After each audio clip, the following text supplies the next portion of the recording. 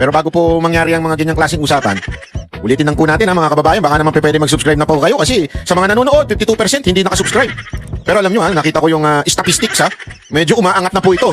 Marami na po ang nanonood na nakasubscribe. Pero kung maaari pa, yung iba pa, yung remaining na nanonood, baka naman pwede hong tayo mag-subscribe. Okay, ito na nga, pag-usapan na po natin.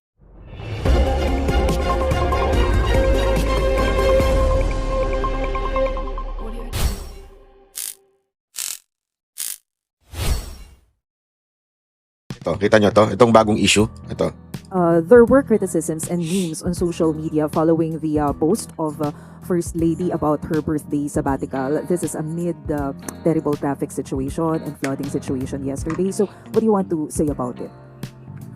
Opo, nakita po nga natin yan at nauunawaan po natin kung may ilang mga hindi po nasiyahan sa timing o paraan ng pagkakasulat ng post ng ating First Lady. Karapatan ng bawat isa na magkaroon ng sariling opinyon at ito naman po ay mahalaga at pinakikinggan po ni First Lady ang lahat ng opinyon para malaman niya kung ano ang nararapat na ano pang tulong, batikos ay kailangan itong malaman. Ngunit bago po kasi dumating ang masamang panahon na ito ay abala si First Lady sa mga gawain para sa ating mga kababayan. So nais din po natin itong ipabatid sa ating mga kababayan dahil bago nga po dumating itong malakas na bagyo kahapon ay nagkakaroon na po at gumagawa na po ng aksyon ang ating First Lady. Kabilang na dito yung pamamahagi ng rice assistance sa mga senior citizen sa Negros Occidental. At may bagyo man o walang bagyo, nakikita po natin ang pagtulong ng ating First Lady sa pamamagitan ng Love for All. At nais lamang ipahatid ng birthday post na ito ang kahalagahan ng bawat araw at bawat taon na bigay ng Panginoon kahit ano pang dilubyo o pagsubok ang kinakaharap natin. At doon sa post na yun, makikita po natin bago magtapos ay may mensaheng stay safe and dry. Yun ay simpleng pagpapakita ng pag-aalala para sa ating mga kababayan na nasa gitna ng masamang panahon. Ngunit sa mga nagdamdam sa post na ito, naiintindihan po namin ang inyong damdamin. Ngunit huwag po kayong mag-alala. Hirap na siguro ito si Auntie Claire, ano? Puro kapalpakan talaga eh. Eto yung post. Happy Monday, everyone! Excited to start my birthday sabbatical. You know, party! No makeup, no hairspray, no turn on, no heels, no speeches, no official photos, no meetings, no schedule, no stress. Just me and the Mother Nature. Time to slow down, recharge, and enjoy the quiet and stay safe and dry, everyone. Ay, mali ba pala? Walang ganun. See you next Monday. Hayop yan.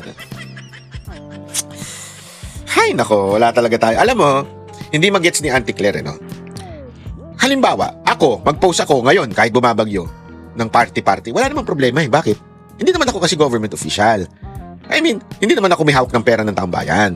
Baka sabihin ng iba, asawa lang naman yan. Still, asawa yan. When you consider asawa, it's part of Marcos. Ever since sinabi ko na yan Marcos, BBM, it's not just BBM. BBM is definitely including First Lady Lisa Marcos. Kasi pag natulog yan ang katabi mo. Katabi pa ba? Ewan ko Pero yun ang katabi mo, bumubulong sa'yo. Ay, si ganito pwede ba ikulong mo na to? Si ganito, ayoko yung vice president mo. Hindi ko yung gusto. Alam mo yun, hindi mo maaalis eh. It's the first family. It comes with the job na presidente ka. Kasama ang First Lady. So kung ano man ang sabihin ng First Lady, apektado ang taong bayan. Ngayon, may masama ba sa sinabi niya? Wala. Walang masama sa sinabi niya kasi wala naman siyang pakialam. Insensitive naman talaga sila. Ganyan naman na sila noon pa. Ang mga yan, masyado nang matataas. Iba yung mataas na mataas iba pa yun. Ibang mataas yun. Pero sobrang taas kasi nila Yan ang hindi ko maintindihan sa mga Pilipino. Lalo na yung mga nasa pasensya na kayo magagalit Yan isang kinagagalit ko sa mga nasa probinsya Sa totoo lang. Hindi ko maintindihan. Boto kayo ng boto nung nakatira sa mga garbong bahay. Boto kayo ng boto ng mga gobernor, mga mayor na hindi payak ang pamumuhay. Tapos magrereklamo kayo pagdating ng panahon na parang hindi sila apektado sa mga nangyayari. Kasi kagagawan din natin. Iyan ang napapala natin sa pagboto ng isang Bongbong Marcos. Bakit nyo kasi binoto? Alam nyo na ngang walang alam. Isang spoiled brat. Isang, alam mo yun? Tapos expect mo na maging caring siya sa inyo? Diba? Hindi mo maaano yun. Di ba? Kaya nga ibig ko sabihin, mga kababayan, itong ganitong salita, hindi ito mali in a sense dahil tama sa kanila yan. Ganyan talaga sila eh. What will you expect from them? Nandun sila eh, sa kataas-taasan eh. So, yung baha, they don't give a damn sa baha na yan. Wala silang pakialam dyan.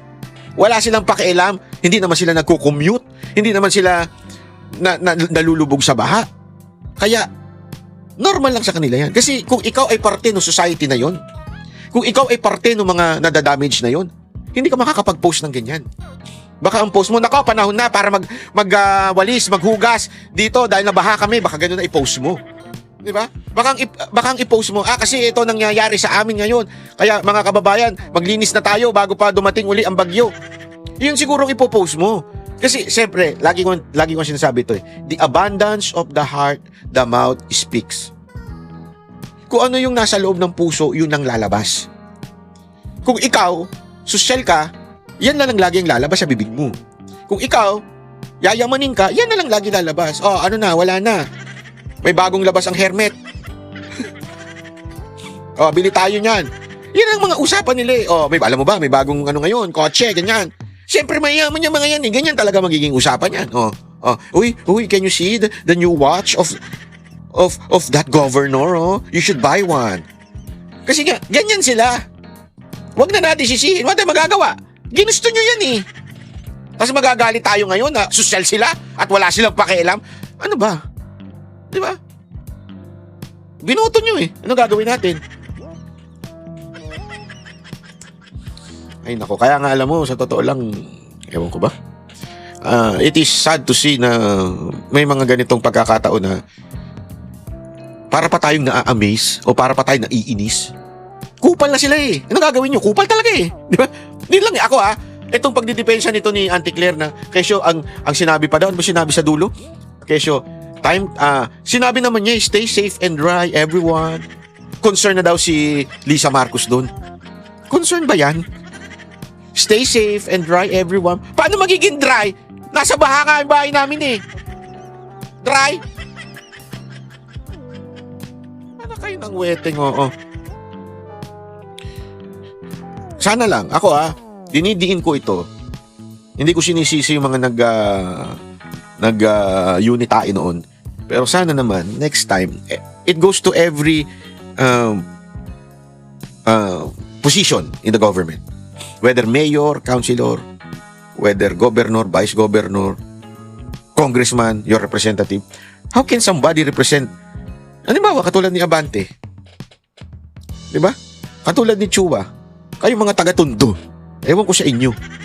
Sa totoo lang, binoto nyo katulad ni Chua. Oh, yung mga taga-Tondo. Kung kayo binabaha, deserve nyo yan. Bakit? Binoto nyo si Chua eh. Sorry I mean, may mga matitino. Alam nyo na may matino dyan, di ba? Yung lumaban sa kanya, si Apple. Matino yan eh.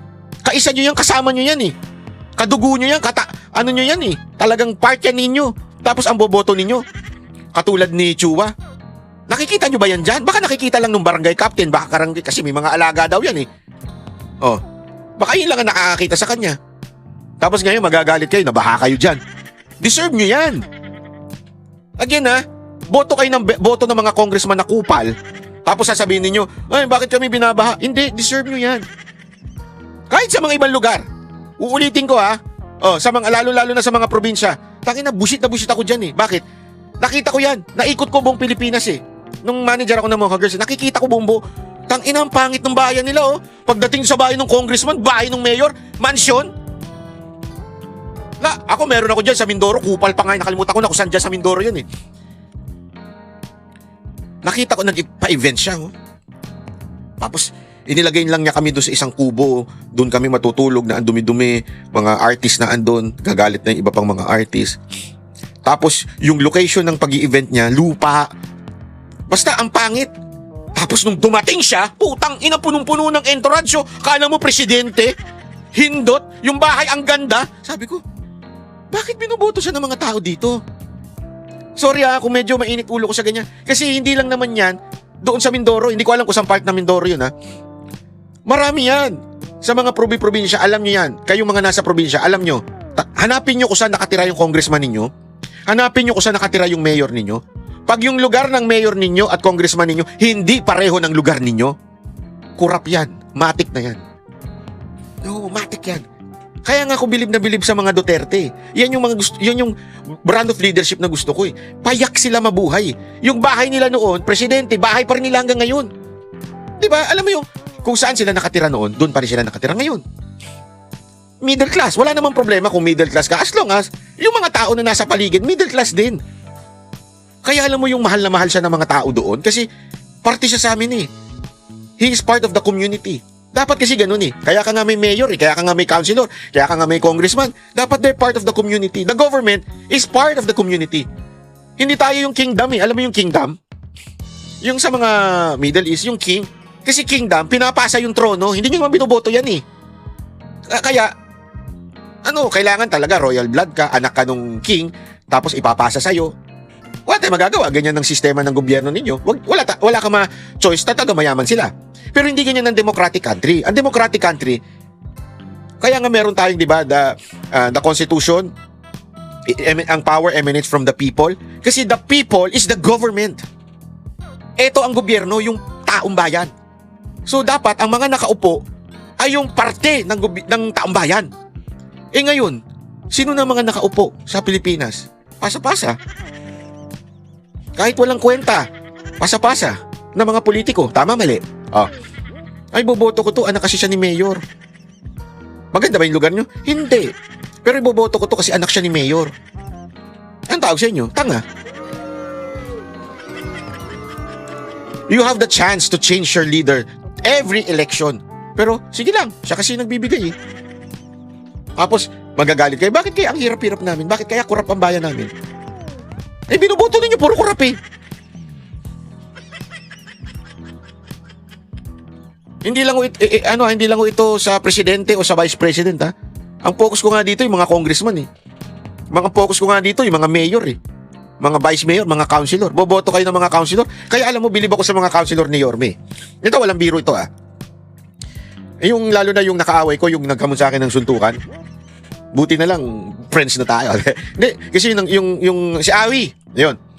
Si Awi, parte siya ng community. Kaya nga ganun siya magsalita pagka pag-campaign. Talagang basagulero siya magsalita. Taga-Tondo eh. Hindi, sabihin, hindi ko naman sinasabi pag taga-Tondo, basagulero ah. Ang sa akin lang kasi, parte siya nung komunidad. Dapat ganun ang mga inilalagay nyo sa posisyon. Dapat ganun ang mga maging congressman. Hindi ako bumabawi sa Awi ah. Pero, alam, Awi ba pangalan niya? Tama, di ba? Oo. Basta yun. Ang akin lang, gusto ko ganun eh. Kaya nga yung mga makikita mo, yung mga kasamahan ni Yorme sa si Yorme, kaya din naman okay siya dahil lang galing din siya doon. Dapat ganun. Again ha, I'm not saying na baka sabihin, ba, balimbing si Yorme. Ibang usapang nasyonal, ibang usapang lokal. For now, para sa akin, hindi pang nasyonal si Yorme. Pag local na lang talaga siya. Ito hanggang mapatunayan niyang maayos niya. Kasi, ang focus niya yung Maynila eh. To the point na kailangan niya sumipsip kay Marcos. Sige, okay ako dun. Patunayan mo. Patunayan mo yung teorya mo na tama. That you have to kiss us, BBM, para maayos ang Maynila.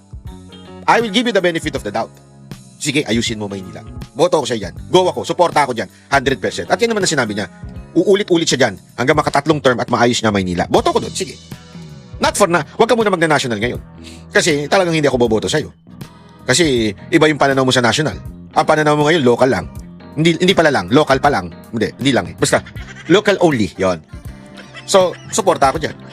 Tama rin naman yan. Kaya nga dapat maayos yan. Kaya sana, kayo mga taga-Maynila,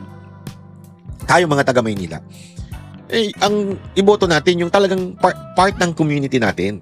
Part ng kapitbahay natin. Yung councilor, kapitbahay natin.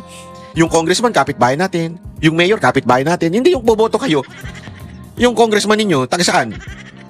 Taga Forbes Park. Nakarehistro lang sa District 3 pero taga Forbes Park. Hindi ko alam, hindi ko sasabihin taga Forbes Park si Chua. Pero alam mo hindi siya parte nung walang touch. Diba? Sana lang. Yun ang aking sinasabi ha. Again, in relation with this screen, etong post ni Lisa Marcos. Kasi nga, kaya nagkakaroon ng mga ganito tayong gobyerno. Kasi sa simula pa lang, doon pa lang sa maliit, sa barangay pa lang, sa councilor pa lang na binoboto natin, mali na. Kaya tuloy, yung presidente natin, mali. Boboto na naman tayo ng presidente dahil pinaglaban yung mga mag-aasawa. Alam mo yun? Boboto ka ng presidente dahil, eto. Yung ginawa ni Leni Robredo na nagnaga siya, mayor, mas boto pa nga ako dun eh. Patunayan mo na gumanda ang naga dahil gusto mong maging presidente, gusto mong pagandahin ng Pilipinas, yung lintik na naga nga, hindi pa maayos. Pag naayos mo yan, pag napaunlad mo yan, naging safety tao dyan, maayos ang transportation, malinis dyan, maganda, mayaman yan, lungsod na yan, takbo kang presidente, baka suportahan kita. Again, hindi tayo tumitingin ng kulay dito eh. Kung merong politician na umayos yung kanyang lungsod, kaya nga dapat talaga, ako, as much as possible, dapat galing sa local government ang isang presidente. Mayor, dating nag-mayor. Bakit? Kasi nga, sila yung nakakadama ng ng ano ba ang ginawa nila nung sila ay may hawak na maliit. Always remember this, and this is biblical. Biblical po yan na pagka na pinagkatiwalaan ka sa maliit at ikaw ay naayos mo yung maliit, dumaan ka sa mga pagsubok at nalagpasan mo yung mga maliliit na pagsubok na yan.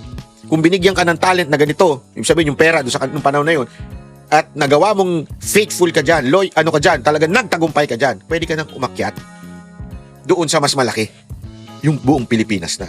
Pero kung wala ka namang nagawa, sa local, ano ginawa mo? Pinaglaban mo mga mag-asawa at mga kabit. Tapos gusto mo maging presidente. Ano ka? Ilo?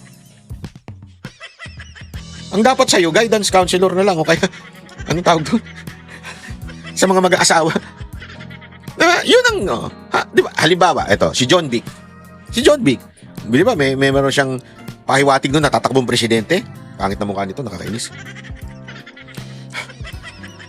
Di ba, may tatakbong presidente? Naayos niya ba yung, anong governor sila ng Cavite?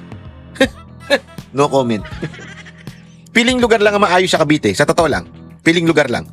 At alam na mga Caviteño kung sino mga matitino na mayor nila. Pero yung governor? Hindi, let's be sino pa isang gustong tumakbo? Risa na. Punta na ginawa niyan. May napaunlad bang lungsod dyan? Ang alam ko lang, issue lang niya sa PhilHealth eh. Pero sa lungsod, meron bang napaunlad dyan? Wala. Tapos gusto niyong gawing, senador nga, wala nga silbi yan eh, kung wala pang nagtuturo sa kanya eh. Kung walang earpiece yan eh. Paano yan? CIA ba yan? May pag ganun-ganon?